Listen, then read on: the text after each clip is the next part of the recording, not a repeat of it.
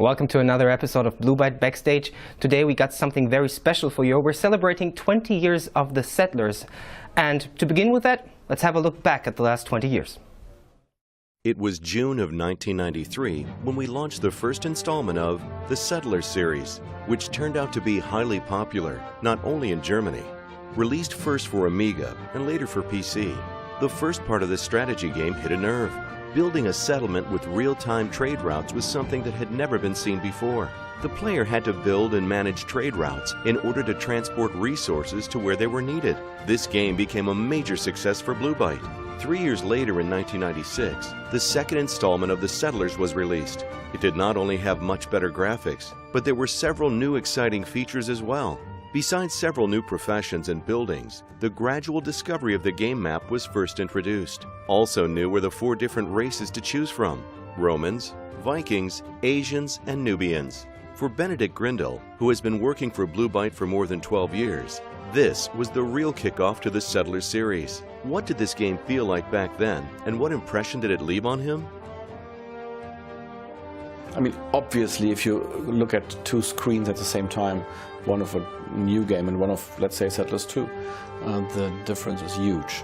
But in retrospect, when I think back how I perceived the graphics back then, it was excellent. I mean, I remember how meticulously detailed the animations were, and everything was done with such such an attention.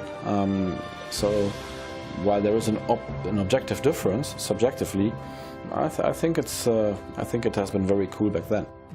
Of course, we have more on the history of The Settlers for you guys, such as interviews with people who were there back when this journey began. But you will see all of this very soon in a special edition of Blue Byte Backstage. Stay tuned. 20 years of The Settlers. Of course, this means there's a new event celebrating this in The Settlers Online. Bibi Mara has all the information for you.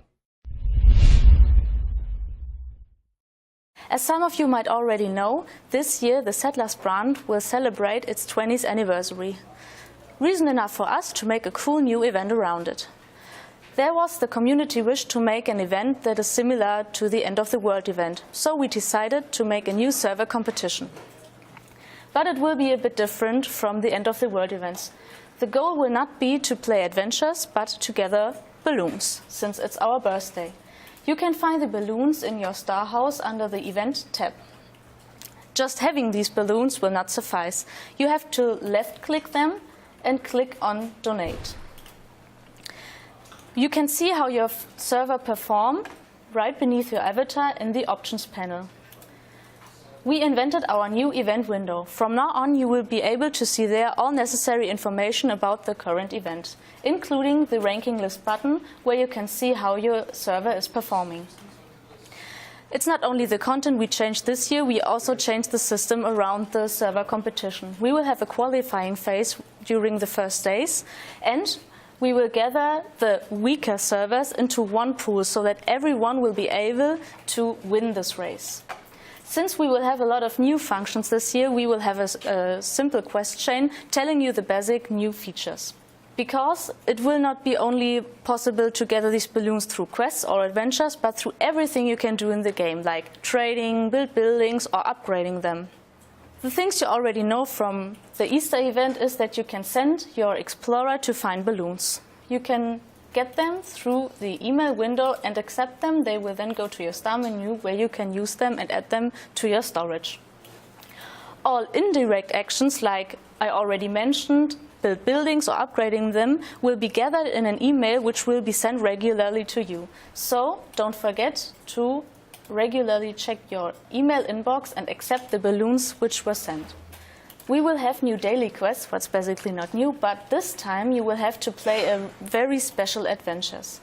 You will get them with a quest directly into your star menu. From there you can open them and visit them. They are very similar to the Easter event adventures, so you have to go there and gather things. But this time everything is a bit changed because the adventure is completely built of Settlers 2 assets. The trick here is we've hidden some of our Settlers Online graphic assets, and you have to find them and remove them. Each of these islands contains 5 of these objects you have to remove.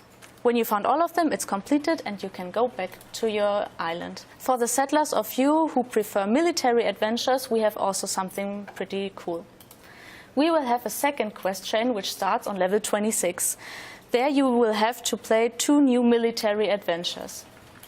Here you will have a new story. The story of the adventures will be that villagers call for your help because they have something real strange happening there. Their buildings are turning into something retro looking. You now have to go there with your general, find the source and remove it.